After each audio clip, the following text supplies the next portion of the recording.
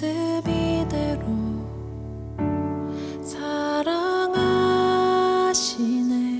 연약함 그대로 사랑하시네. 나의 모든 발걸음 주가 하시나니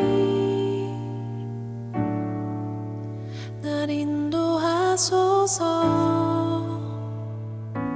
내 모습 이대로 사랑하시네. 연약함 그대로. 사도 바울이 로마에 있는 성도들을 위해서 쓴 편지인 로마서이죠. 우리 로마서에서 전에 알지 못했던 그런 놀라운 말씀들, 어떤 신앙의 원리들을 발견하게 되고 깨닫게 됩니다. 저도 가끔씩 로마서를 보지만 볼 때마다 참 새로워요. 볼 때마다 놀라운 말씀이 있어요. 참 보화와 같은 말씀이 아닐 수 없습니다. 자, 로마서 3장에는 바울이 하나님의 의에 대해서 그가 강론하고 있습니다. 당시 유대인들에게 있어서 의롭게 되는 방법은 오직 무엇이었어요? 2장 13절에 나와 있듯이 율법을 지켜서 행하는 것만이 의로워지게 되는 유일한 방법이었던 거예요. 그러나 사도 바울은 이렇게 말합니다. 당연히 율법을 지켜서 의로워지는 것이지, 우리가 당연히 율법을 지킴으로 아버지 나라에 들어가는 것이지, 그것이 그 당시의 정론이었던 거예요. 그런데 사도 바울이 이렇게 말하는 거예요.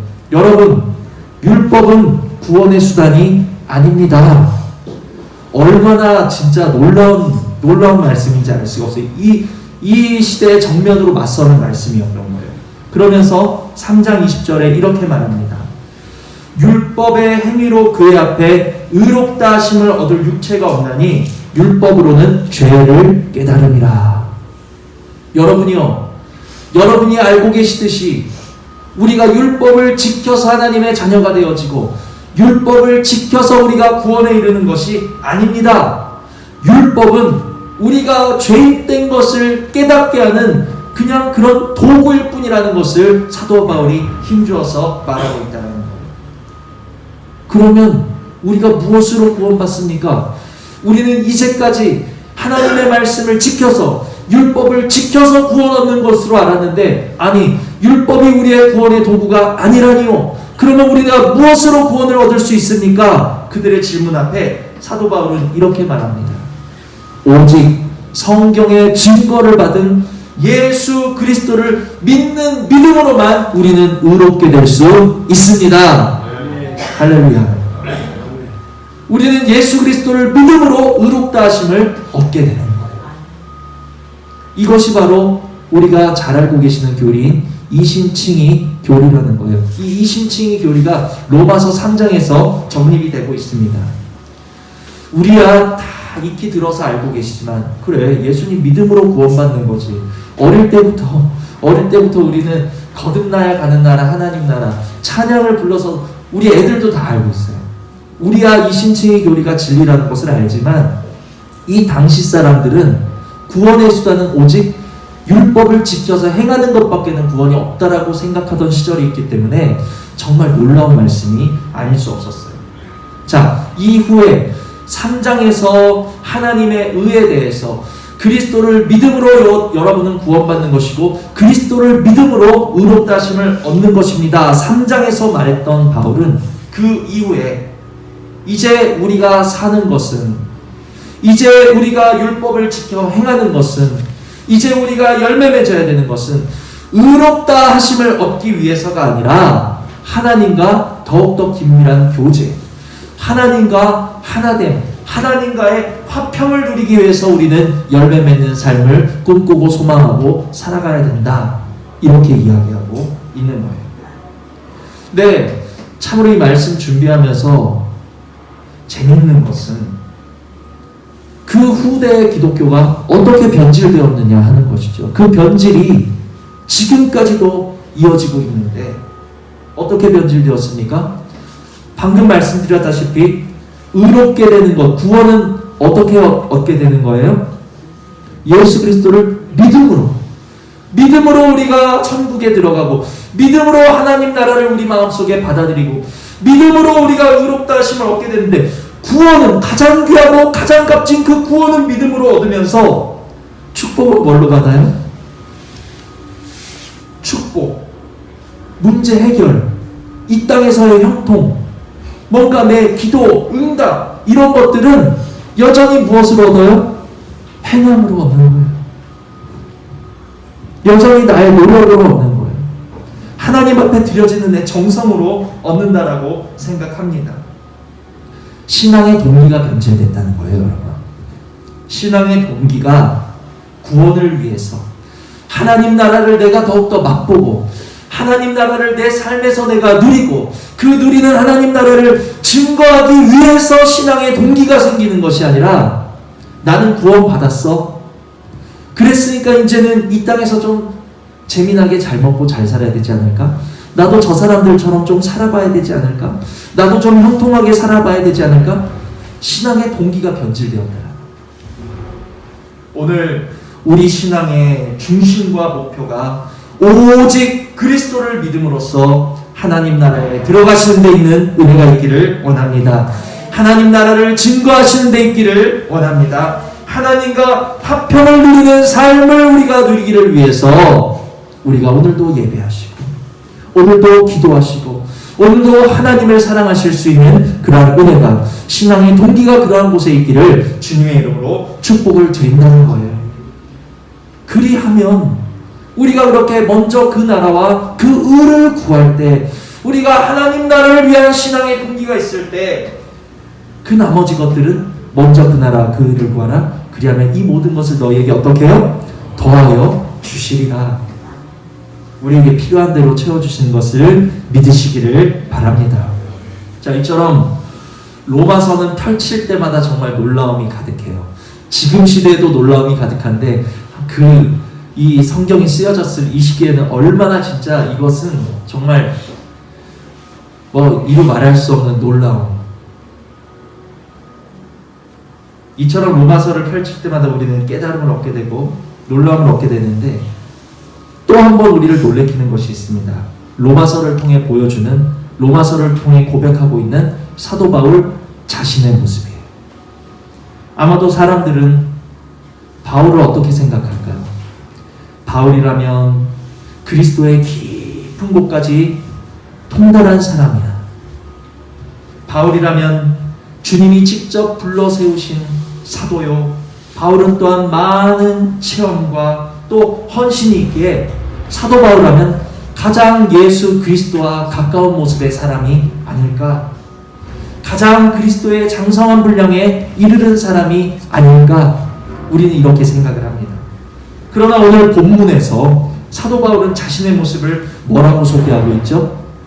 나는 죄의 법에 매이고 사망의 몸에 사로잡힌 곤고한 자, 죄인에 불과합니다. 자기 자신을 이렇게 고백하고 있는 거예요.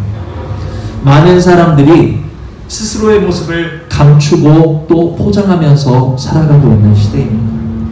내 마음속에 슬픔이 가득하면서도 겉으로는 웃고 있는 시대예요. 내 속이 괜찮지 않으면서도 사람들 앞에서 나는 괜찮아 보여야 되는 시대에 저와 여러분이 살고 있는 거예요. 오늘 바울과 같이 하나님 앞에 우리의 있는 모습 그대로를 보여드릴 수 있는 은혜가 우리 모두에게 있기를 먼저는 주님의 이름으로 축복을 드립니다. 사람 앞에서 가리지 마시고 하나님 앞에 우리의 있는 모습 그대로를, 진실된 모습 그대로를 나타내 보여드릴 때, 하나님 앞에 오늘 힘들면 하나님 나 힘들어요. 하나님 나 너무 부끄러워요. 잘못했으면 하나님 잘못했어요. 우리의 있는 모습 그대로, 진실된 모습 그대로 이 예배 시간에 하나님 앞에 우리의 모습을 비춰드릴 때 하나님께서도 저와 여러분에게 진실된 은혜로 갚아주시는 줄 믿으시기를 바랍니다. 오늘 말씀을 통해서 바울은 왜 스스로를 곤고한 사람이다 말하고 있는지, 그리고 또 곤고한 자의 신앙의 모습이 어떠한 방향으로 향해야 될지 말씀을 통해서 깨달으실 수 있고 또 나아가서 은혜가 있기를 주님의 이름으로 축복을 드립니다. 자, 본문 19절을 보시면 다 같이 한번 읽어볼까요? 시작. 내가 원하는 바 선은 행하지 아니하고 도리어 원하지 아니하는 바 악을 행하는도다. 아멘. 바울이 원하는 것이 있는데 그 원하는 게 뭐예요? 나는 원해. 뭘 원하죠? 선을 행하기를 원해. 여러분, 선이 무엇입니까? 일반적인 세상 사람들이 알고는 착한 것이 선일까요? 아니에요. 선한 이는 한 분뿐이시니 오직 하나님. 하나님으로 말미암는 그것이 선한 것인 줄 깨달으시기를 바랍니다. 오직 우리 그리스도로 말미암는 것이 선하다라는 거예요. 그럼 선은 하나님으로 말미암는 것이 선이고 그리스도로 말미암는 것이 선인데 선을 행한다는 것은 뭘까요? 그리스도로 말미암아 하나님께서 기뻐하시는 삶의 열매를 맺는 것이 바로 선을 행하는 모습인 줄 깨달으시기를 바랍니다. 바울은 이것을 원했어요. 내가 하나님 기뻐하시는 열매, 선함의 열매를 맺기를 원한다. 그리스도가 내 안에 생명이 되셔서 그를 통해 나타나는 여러 가지 주님의 성품의 아름다운 열매를 맺기를 원한다. 나는 이런 선을 행하기를 원해. 저와 여러분의 원함도 다르지 않은 줄 믿습니다. 저도 참 원해요. 내 속에 주님의 성품이 가득하고 그 가득한 성품이 나만 하는 것이 아니라 이제 많이 열매가 맺혀지고 향기가 나고 빛이 나서 제가 정말 소원하듯이 제가 보아스 설교를 하면서 보아스가 어떤 사람이었죠? 보아스를 통해서 예수 그리스도의 성품을 알 수 있는 것처럼 누군가 저를 보면서 목사님을 보니까 예수님 사랑이 뭔지 알 것 같아요. 목사님을 보니까 예수님의 용서가 뭔지 알 것 같아요. 내가 예수님이라는 분을 모르지만 목사님을 보니까 예수님이라는 사람이 어떤 분인지 내가 조금은 알 것 같아요. 저도 그런 소리를 듣고 싶다는 거예요. 그런 마음의 원함이 있어요. 저뿐만이 아니라 우리 모두에게 그런 원함이 있는 줄 믿습니다. 이렇게 열매 맺으면서 살고 싶다는 거예요. 그런데 현실은 어때요? 현실. 마음에 이런 선함의 열매를 맺고 싶은 원함은 있는데 현실은 어쩌죠? 도리어. 이 도리어가 현실이라는 거예요. 도리어가 바울의 현실이었고 도리어가 오늘 저의 현실이고 또 여러분의 현실이라는 거예요. 현실. 도리어 뭐죠? 원하지 아니하는 바 악을 행하는 도다. 나는 내가 소망하고 내가 간절히 바라는 건 정말 착하고 충성된 종이 되고 싶은데 현실은 어때요? 도리어 게으르고 무익한 종. 하나님 주신 말씀에 순종하면서 살고 싶은 간절한 바람과 소망이 있는데 현실은 어떻습니까? 도리어 내 소견에 옳은 대로 살아가는 모습. 나는 영으로 살고 싶은 하나님 말씀으로 살고 싶은 그리스도의 인도하심 따라 살고 싶은 소망이 있는데 현실은 어때요?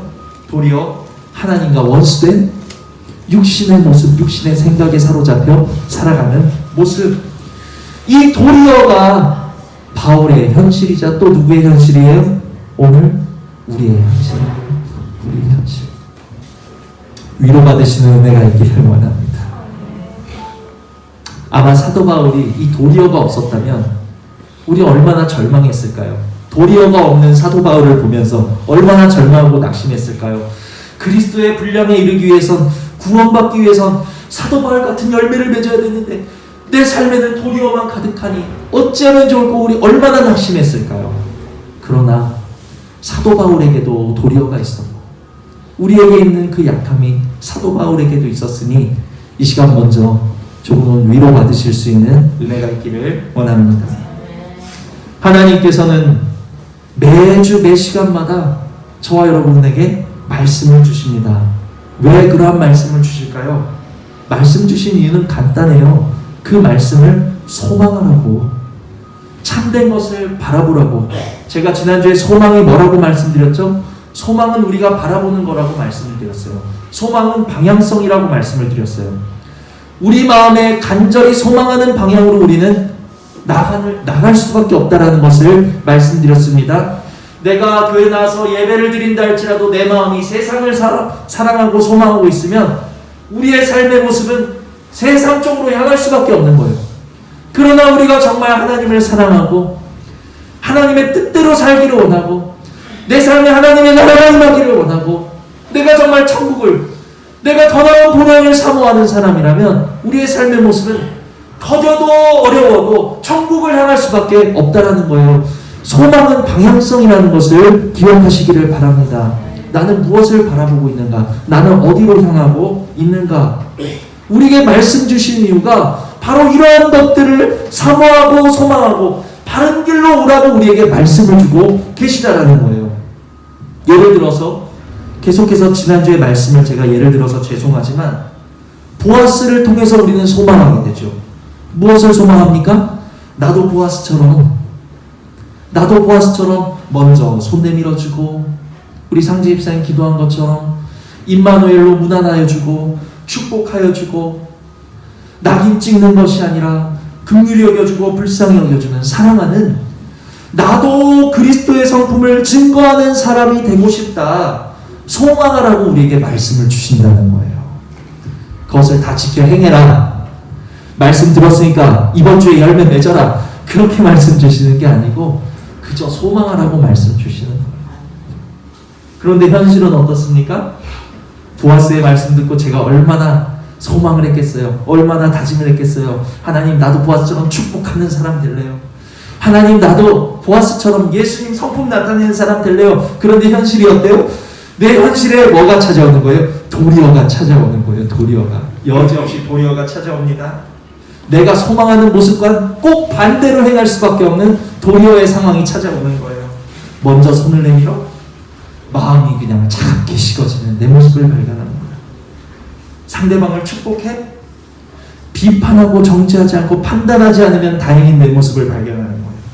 긍휼히 여겨 내 이웃을 용서하지 못하는 내 모습을 보게 되고 예수 그리스도의 성품을 나를 통해서 증거해 내 속에 악한 성질이 드러나지 않으면 다행인 그러한 도리어를 만날 수밖에 없는 저 자신을 보고 아마 여러분들을 보셨을 거라는 거예요. 이렇게 우리는 하나님 주신 말씀을 원하지만 소망하지만 도리어 원치 않는 바 무엇을 하는 거예요? 악을 행하는 자리로 우리는 들어갈 수밖에 없다는 거죠. 마치 내 안에 3살짜리 이삭이 있는데 그 3살짜리 이삭이 나는 하나님 말씀대로 살 거야. 그런데 누가 와요? 14살짜리 이스마엘이 와가지고 그 하나님 말씀대로 살지 못하도록 방해하는 거예요. 그러면 이삭이 3살짜리 이삭이 14살짜리 형이 와서 방해하는데 하나님 뜻대로 살 수 있습니까? 없습니까? 못 사는 게 당연한 거예요. 살 수가 없어요. 자, 그렇다면 우리가 도리어 원하지 아니하는 바 악을 행할 때 어떻게 해야 될까요? 어떻게 해야 될까요? 나는 하나님의 말씀 지켜 살고 싶은데 도리어 원치 아니하는 바 악을 행하는 그 자리에 내가 있게 되어질 때 우리는 어떻게 해야 될까요? 아, 난 역시 육신을 이길 수 없어. 난 안 되나 봐. 포기해야 됩니까? 말씀대로 좀 살아보려고 했더니 방해가 너무나도 심하네. 참, 할 수가 없네. 그냥 삐뚤어집니까? 아니면 낙심해야 될까요? 우리가 만나는 도리어를 누구도 만나고 있습니까? 사도 바울도 만나고 있는 거예요. 그는 도리어를 만났을 때 무엇하고 있습니까? 24절을 보시면 24절 함께 읽습니다. 시작. 오호라 나는 공고한 사람이로다. 이 사망의 몸에서 누가 나를 건져내랴. 아멘. 사도 바울은 뭐하고 있죠? 도리어를 만났을 때 낙심하고 포기하고 주저앉고 하나님 뜻대로 살려고 하는데 왜 자꾸 이렇게 어려운 거예요? 하나님 앞에 원망하고 투정하고 삐뚤어지는 모습이 아닌 사도 바울은 무엇하고 있죠? 도리어를 만났을 때 오호라 나는 공고한 사람이로다. 가슴 치면서 애통하고 있다는 것을 우리 마음에 깊이 새기시는 은혜가 있기를 원합니다. 우리가 오늘 이것 하나 기억하셔야 되는 거예요. 내가 도리어를 만났을 때 내가 원치 않는 나의 모습을 보았을 때 우리가 포기하고 낙심하는 것이 아니라 어떻게? 오호라. 이거 하나 기억하셔야 됩니다. 오호라. 가슴 치면서 애통합니다. 오늘 주신 말씀에 새 힘 얻어서 살고 싶은데 그게 안 되네. 안 될 때 끝. 포기. 못해. 그게 아니고 내가 오늘 주신 말씀대로 살고 싶은데 그게 안 될 때 어떻게 하셔야 된다고요? 오호라. 가슴 치시고 애통하셔야 된다는 거예요. 3살짜리 이삭을 아까도 말씀드렸지만 3살짜리 이삭을 14살짜리 이스마엘이 와가지고 막 괴롭힙니다. 네가 하나님 뜻대로 살아? 절대 못해. 그렇게 못해. 내가 너 그렇게 못 살게 할 거야. 가만 안 둘 거야. 막 그냥 14살짜리가 괴롭히는 거예요. 그때 이삭이 할 수 있는 한 가지가 뭘까요? 그냥 싸워 이깁니까? 뭐 어떻게 해야 돼요? 울어야죠. 그냥 우는 거예요. 엉엉 우는 거예요. 울어. 엄마 오고 아빠 올 때까지 울어야 돼요.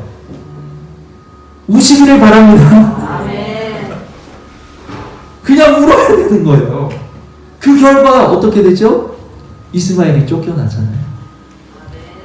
이삭이 강해서 이스마엘을 쫓아내는 게 아니에요. 이삭은 그저 울 뿐이에요. 그러면 누가 옵니까? 아브라함이 와서 이스마엘을 쫓아내는 것을 믿으시기를 바랍니다. 이삭이 강해서 이스마엘을 쫓아내는 게 아니에요. 하나님이 강하시고 우리 아버지가 강하셔서 우리 마음속에서 우리가 원함대로 살지 못하도록 방해하는 우리 육신의 세력을 누가 쫓아주십니까? 하나님 아버지께서 친히 쫓아주시는 것을 기억하시기를 바랍니다. 어떻게 할 때? 우리가 오호라 가슴치며 애통할 때 그렇게 하나하나씩 우리는 육신을 벗어나는 사람들이라는 것을 기억하시기를 바랍니다. 그렇게 하나씩 벗어가고 하나씩 십자가에 못 박고 하나씩 쫓김 받는 거예요. 우리 속에 육신이. 그만큼 주님의 생명은 더 넓어지고 깊어지고 풍성해지겠죠. 자, 말씀을 정리합니다. 우리가 3가지만 기억하시면 돼요. 먼저는 하나님 주시는 말씀을 가지고 우리가 뭐 하셔야 돼요? 말씀을 들을 때 소망하셔야 되는 거예요. 먼저는 소망하는 거예요. 하나님 주신 그 말씀대로 나도 순종하고 나도 충성하고 나도 열매 맺고 싶습니다. 하나님 내가 그 방향으로 가고 싶습니다. 하나님 나라를 맛보고 싶습니다. 소망하는 거예요. 첫째는 소망. 자, 둘째는 무엇입니까? 그러다가 도리어를 만나는 거예요. 이 문을 열고 나서는데 도리어를 만날지 아니면 집에 가서 도리어를 만날지 우리가 생활하다 어느 순간 도리어를 만날지는 모르겠지만 언젠가 분명히 도리어 만나실 거예요. 오늘 예배 끝나고 분명히 도리어를 만나실 거예요. 도리어를 만났을 때 부끄러운 나를 봅니다. 죄인된 나를 봅니다. 연약한 나를 봅니다. 할 수 없는 나를 마주하게 됩니다. 그럴 때 어떻게 하셔야 될까요? 마지막 3번째, 포기하고 낙심하고 좌절하고 원망하는 것이 아니라 무엇 하셔야 된다고요? 오호라. 오호라 나는 공고한 사람이다. 왜 나는 나의 원함대로 살아갈 수 없는가? 왜 나는 열매 맺으면서 살아갈 수 없는가? 주여 나를 불쌍히 여기소서. 오호라 가슴 치며 애통하는 것. 이 3가지만 기억하시면 된다는 것을 기억하시기를 바랍니다. 이 3가지가 우리 마음에 새겨지시기를 바랍니다. 하나님 말씀에 소망하시고 그러나 그 소망대로 살아갈 수 없는 도리어를 만났을 때 우리가 애통하는 것. 오호라 가슴 치는 것. 여기까지만 하시면 돼요. 우리가 애통하셔야 되는 이유가 뭘까요? 아니 우리 연약한데 뭐 그럴 수도 있지. 뭐 꼭 애통해야 돼? 그렇게 뭐 오호라 해야 돼? 왜 애통해야 될까요? 여러분 나사로는 죽었다 살아난 거 그가 많은 거 한 거 아니에요. 나사로가 그냥 죽었다 살아났을 뿐이에요. 죽었다 살아난 것만으로도 예수가 그리스도이신 것을 그 지역에 많이 증거한 사람이었는데 오늘 주님의 생명으로 십자가에 죽었고 주님의 생명으로 거듭났다라고 하는 나는 무엇을 증거하고 있는가? 무엇을 증거하는 나사로는 죽었다 살아났으면 죽었다 살아난 그것 가지고 예수를 증거했는데 오늘 거듭났다고 하는 나, 다시 태어났다고 하는 나는 무엇을 증거하고 있죠? 그리스도의 성품을 증거하고 계십니까? 아니면 나의 성질을 증거하고 계십니까? 아직도 썩어서 냄새나는 육신만 드러나고 육신만 증거하고 있다면 그거 고민하셔야 될 문제 아니에요? 그걸 염려하셔야 되는 거예요. 우리가 가슴 치셔야 될 것은 내 삶의 문제, 해결되지 않는 어려움 때문에 가슴 치셔야 되는 것이 아니에요. 도리어 그 문제들이 왜 왔는지 생각을 하셔야 되는 거예요. 문제가 왔다가 그냥 지나가게 하시려고 하나님이 우리에게 문제 주시나요? 그게 우리에게 무슨 소용이 있어요? 그 문제를 통해서 풍랑이 왔다가 그냥 풍랑이 되돌아가는 것은 제자들에게 아무런 유익이 없어요. 그러나 그 풍랑을 통해서 제자들이 무엇을 깨닫습니까? 예수가 하나님의 아들이라는 것을 깨닫게 되는 거예요. 우리 삶의 문제도 마찬가지예요. 애초에 떠나갈 문제라면 하나님이 우리에게 왜 주시겠습니까? 문제를 떠나가게 하시는데 목적이 있는 게 아니에요. 문제는 그 왔다 가는 문제를 통해서 우리가 무언가 깨닫기를 원하시는데 그 목적이 있다는 것을 기억하셔야 된다는 것이죠. 오늘 내 삶에 허락되어지는 여러 가지 곤고와 문제와 아픔을 통해 하나님이 정말 나에게 깨닫기 원하시는 게 무엇일까? 이제 우리는 생각하실 수 있는 은혜가 있기를 원합니다. 자, 이렇게 죽었다가 살아난 나사로도 하나님을 증거하는데 오늘 그리스도의 영으로 내가 주님과 함께 십자가에 죽고 내가 주님의 부활하심에 합하여 다시 살아났다라고 하는 우리들은, 부활한 우리들, 거듭난 우리들은 도대체 무엇을 증거하고 있는가? 애통하셔야 되는 거예요. 내가 예수의 생명을 증거하는 것이 아니라 나의 성격과 나의 성질을 증거하는 삶을 살고 있다면 그것을 가지고 애통하셔야 되는 거예요. 내 속에 그리스도의 생명이 있으면 요한복음에 뭐라고 말씀했습니까? 요한복음 15장에 그가 내 안에, 내가 그 안에 있으면 그 사람이 무엇을 맺어요? 많은 열매를 맺는다고 하셨어요. 분명해요. 그런데 많은 열매는 고사하고 아직도 육신의 쓴 뿌리에서 올라오는 사망의 열매만 맺고 있다면 과연 주님이 내 안에 계시나? 우리는 고민하셔야 되지 않겠습니까? 근심하셔야 되지 않겠습니까? 그게 바로 오호라, 애통의 모습으로 나타나는 것을 깨달으시기를 바랍니다. 그것이 바로 우리가 애통하셔야 되는 이유라는 거예요.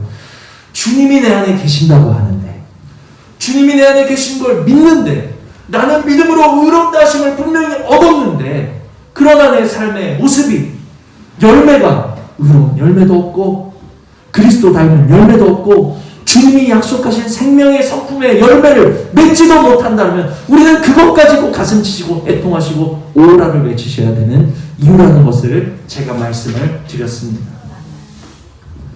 선과 악이 우리와 함께 공존하고 있어요. 우리가 사망의 몸에 매여 있다는 거예요. 그러한 우리가 자연스럽게 맺을 수 있는, 자연스럽게 이루고 실천할 수 있는 온전한 말씀의 첫 번째 열매가 바로 애통이라는 것을 깨달으실 수 있기를 바랍니다. 자, 한나가 있었어요. 한나 아시죠? 한나, 사무엘의 어머니 한나. 한나는 모든 것을 다 가진 여인이었어요. 근데 딱 하나만 없었습니다. 자식이 없었던 거예요. 자식. 그 한 가지 없는 것으로 인해서 그는 또 모든 것이 없었던 사람이기도 했어요. 한나가 아이를 갖기 위해서 얼마나 많은 수고와 노력을 기울였을지 한번 상상해 보세요. 살 만큼 사는 집이었어요. 물질이 있었던 집이었어요. 그러니까 많은 의원도 만나봤겠죠. 치료도 받아봤겠죠. 약도 써봤겠죠. 좋은 것도 찾아 먹어봤겠죠. 그러나 소용이 있었습니까? 소용이 없었어요. 그랬던 그가 하나님 앞에 나아가서 애통했을 때, 그의 마음을 쏟아 놓았을 때 비로소 하나님께서 한나의 음성을 들으셨다는 사실을 기억하시기를 바랍니다. 애통하는 자는 복이 있다라고 말씀하셨어요. 애통하는 자에게는 하나님의 위로가 임한다는 사실을 믿으시기를 바랍니다. 우리 속에, 우리 삶에 도리어를 만났을 때 내가 원하는 바, 나는 정말 하나님의 말씀대로 살고 싶어, 나는 예수님의 성품 나타내고 증거하면서 살고 싶어. 그러나 도리어 내가 원치 않는 육신의 모습이 나타나고, 내가 원치 않는 불순종이 나오고, 내가 원치 않는 죄악된 그런 모습을 도리어를 만났을 때 우리는 어떻게 하셔야 된다고요? 오라의 자리로 나가셔야 된다는 거예요. 애통의 자리로 부르시는 하나님의 손짓이라는 것을 기억하시고 하나님 앞에 달려나가셔서 엎드리실 수 있는 은혜가 우리 모두에게 있기를 주님의 이름으로 축복을 드립니다. 그러면 오라, 애통의 의미가 뭘까요? 목사님 알겠어요. 이제 내가 소망의 열매 맺지 못할 때 도리어를 만났을 때 내가 바울처럼 오라, 목사님 말씀하신 것처럼 애통할게요. 그런데 어떻게 애통해야 되죠? 애통이 뭔지 잘 모르시는 분들이 있어요. 제가 애통을 3가지로 정리해 드립니다. 첫 번째, 애통이 무엇인가?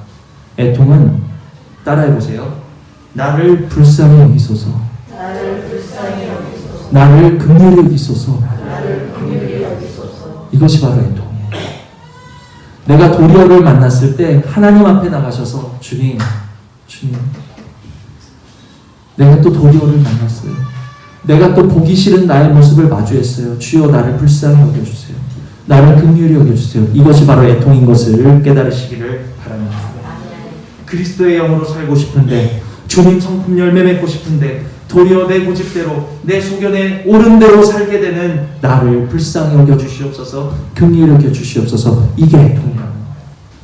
착하고 충성된 종으로 살고 싶은데 악하고 게으르고 불충한 모습만 보이는 이 나를 불쌍히 여겨주시옵소서. 긍휼히 여겨주시옵소서. 이것이 바로 오라 가슴치는 애통이라는 것을 깨달으시기를 바랍니다. 자, 두 번째 애통 따라해보세요. 주님, 나를 도와주세요. 이것이 애통인 줄 믿으시길 바랍니다. 우리가 먼저 주님 앞에 나아가서 나를 불쌍히 여기시고 긍휼히 여기소서. 이것도 애통이고, 주여 나를 도와 주시옵소서. 이것 또한 애통이라는 거예요. 역대하 14장 11절을 보시면 이런 말씀이 있습니다. 역대하 14장 11절에는 우리가 잘 아시는 아사라는 왕이 기도를 하고 있어요. 그때 구스 사람 세라가 아사를 치기 위해서 100만 대군을 이끌고 쳐들어왔습니다. 100만이요. 그때 아사가 하나님 앞에 이렇게 기도합니다. 여호와여, 힘이 강한 자와 약한 자 사이에는 주밖에 도와줄 리가 없사오니 우리 하나님 여호와여, 우리를 도우소서. 아사의 기도였어요. 참 제 안에 얼마나 새겨지던지. 이것이 사람과 사람 사이의 분쟁을 해결해 달라는 기도입니까? 아니요. 이 말씀은 새롭게 해석되어야 되는 줄 깨달으시기를 바랍니다. 힘이 강한 자는 누굽니까? 우리에게 있어서 힘이 강한 자는 누굴까요? 나를 압제하는 외부의 세력이 힘이 강한 것이 아니라 내 속에서 자꾸만 도리어의 모습을 보일 수밖에 없도록 하는 내 속에 너무나도 강한 겉사람, 내 자아, 내 육신의 생각들이 너무나도 강한 적이라는 사실을 기억하시기를 바랍니다. 얼마나 이 육신의 생각이 강한 적인지 로마서 8장 7절에는 육신을 이렇게 말하고 있어요. 하나님과 원수가 된다. 육신은 하나님과 원수가, 여러분 도대체 하나님과 대적하고 하나님과 맞설 수 있는 게 뭐가 있습니까? 하나님 앞에 원수 될 수 있는 게 뭐가 있냐는 거예요. 그런데 우리 육신은 하나님과 원수가 된대요. 얼마나 강한지 몰라요. 우리 육신이 얼마나 강한지 하나님과 원수되는 것도 모자라서 하나님의 법에 굴복치 않을 뿐 아니라 굴복할 수도 없느니라. 얼마나 강한지, 육신이 얼마나 센지 하나님의 법에, 하나님의 말씀에 굴복할 수가 없대요. 힘이 강한 자는 바로 우리 육신을 나타내고 있다는 것을 깨달으시기를 바랍니다. 그럼 약한 자는 누굴까요? 약한 자는 우리 속의 속사람, 하나님 말씀 따라 살아가고 싶어하는 내 속의 선한 것들, 그리스도의 생명으로 거듭난 영의 생각들, 이것이 약한 자라는 것이죠. 강한 자와 약한 자만 내 속에 존재한다면, 내 속에 강한 것과 약한 것만 존재한다면 우리는 영원히 질 수밖에 없는 사람들이에요.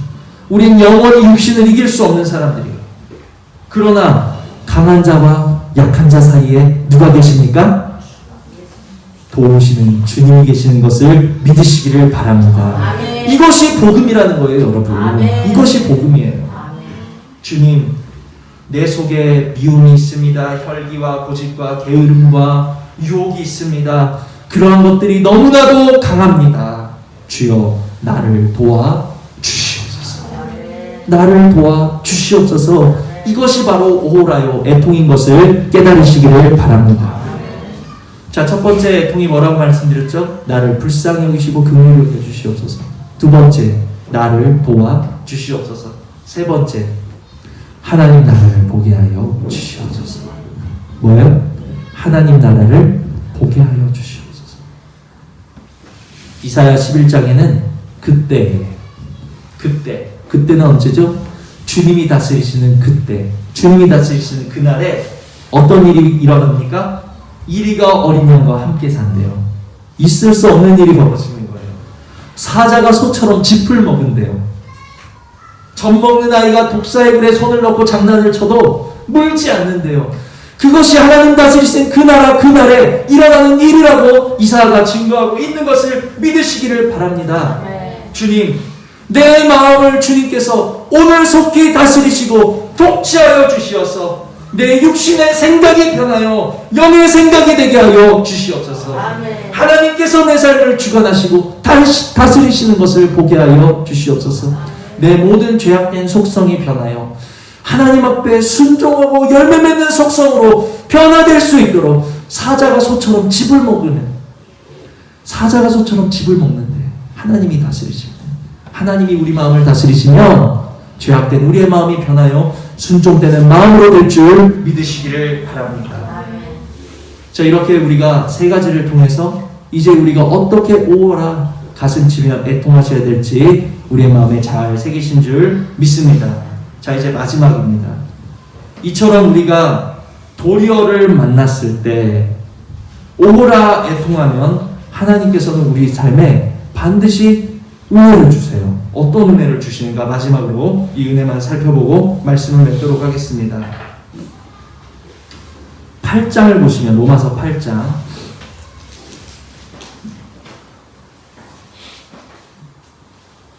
로마서 8장 1절 우리 다 함께 읽습니다. 시작. 그러므로 이제 그리스도 예수 안에 있는 자에게는 결코 정죄함이 없나니. 아멘. 아멘. 우리가 오라 가슴치면 하나님께서 그러므로 이제 하나님께서 은혜를 주시는가. 어떤 은혜를 주시는가? 결코 정죄함이 없나니. 우리가 원치 않은 바 악을 쉼없이 행합니다. 그냥 숨쉬듯이 악한 생각하고 악한 뜻을 품고 미워하고 시기하고 우리가 뭔가 죄 안 지을 때는 그냥 우리 눈에 보이는 게 없어서일 뿐인 거지. 우리 눈에 보이는 것마다 그냥 판단하고 그냥 비판하고 정죄하고 쉼이 없어요. 악이. 그런데 정죄함이 없다 하시는 이유는 무엇입니까? 우리 속에서는 악이 그치지를 않는데 악이 쉬지를 않는데도 정죄하지 않으시는 이유는 2절 보시면 이는 그리스도 예수 안에 있는 생명의 성령의 법이 죄와 사망의 법에서 너를 어떻게 해요? 해방하였습니다. 해방된 것을 믿으시기를 바랍니다. 해방됐다라는 것이 무슨 뜻이죠? 내가 그리스도 앞하여 십자가에 죽었다는 뜻이에요. 죽었다는 뜻이에요. 내 속에 너무 강한 육신은 이미도 그리스도와 함께 십자가에 못 박혀 죽은 것을 믿으시기를 바랍니다. 내 속에 아직도 살아서 나를 이기려고 달려드는 덮쳐드는 모든 죄악들은 사실 힘이 없어요. 왜? 죽었기 때문이에요. 죽은 것을 믿으시기를 바랍니다. 더 확실한 것은 무엇이에요? 나는 이미 그리스도와 함께 십자가에 못 박혀 죽은 신분이에요. 여러분, 내가 죽은 것을 믿으십니까? 내가 2000년 전에 예수 그리스도와 함께 십자가에 못 박혀 죽은 것을 믿으십니까? 갈라디아서 2장 20절에 이렇게 나오고 있잖아요. 내가 그리스도와 함께 십자가에 못 박혔나니. 바울이 못 박혔으면 저와 여러분도 못 박힌 줄 믿으시기를 바랍니다. 우리 모두는 못 박혔어요. 죽었어요. 죽은 사람한테 죄 물을 수 있어요? 없어요? 죽은 사람에게는 죄를 물을 수 없는 것을 기억하시기를 바랍니다. 그러므로 우리에게 정죄함이 없다는 거예요. 결코 정죄함이 없다는 것은 제 아무리 마귀가 우리의 죄악을 적발하고 들춰내면서 하나님 앞에 참소할지라도 저가 정 목사 저 하나님 앞에 얼마나 참소할 거리가 많겠어요. 아무리 참소하고 율법이 너 이 말씀 지켰어? 못했지. 너 이 말씀대로 살아갈 수 있어? 못 살지. 너 사랑하려는데 왜 미워해? 용서하려는데 왜 용서 못해? 왜 열매 맺으라는데 열매 못 맺어? 율법이 아무리 우리를 고소할지라도 그리스도와 합하여 죽은 우리는 그 모든 정죄로부터 자유하다는 것을 믿으시기를 바랍니다. 이것이 오호라 애통하는 자들에게 주시는 하나님의 은혜라는 거예요. 자유와 정죄로부터의 자유와. 그러나 제가 바라기는 나만 정죄받지 않는 것이 아니라 나도 남을 정죄하지 않는 자리에까지 들어갈 수 있는 은혜가 있기를 소망한다는 거예요. 그리스도 예수 안에 있는 자에게는 결코 정죄함이 없나니 나를 향한 정죄함도 없고 내 속에서 남을 향한 정죄함도 없기를 바란다는 거죠. 말씀을 정리합니다.